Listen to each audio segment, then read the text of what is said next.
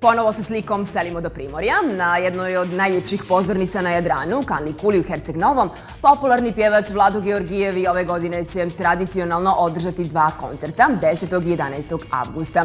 Početak koncerta zakazan je za 22 sata.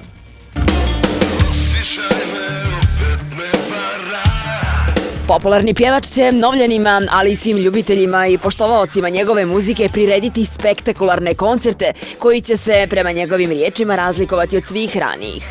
Kako smo saznali od organizatora, koncerti će imati više umjetničkog karaktera. Vlado Georgijev će svirati klavir, synthesizer, tako da svi koji budu prisutni na njegovim koncertima 10. i 11. avgusta na Kanli Kuli u Herceg Novom sigurno će uživati i iz ovog primorskog grada ponijeti samo pozitivne utiske.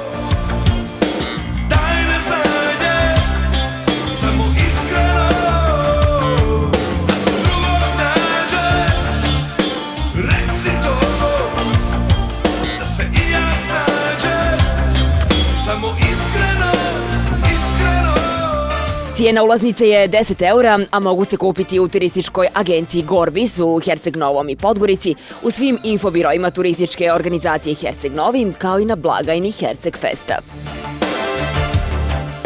Dakle, večeras i sjutra večer sa početkom u 22 sata, svi u Herceg Novi uz Vlada Georgijeva na Kanli Kuli. Ako drugog nađeš, reci to.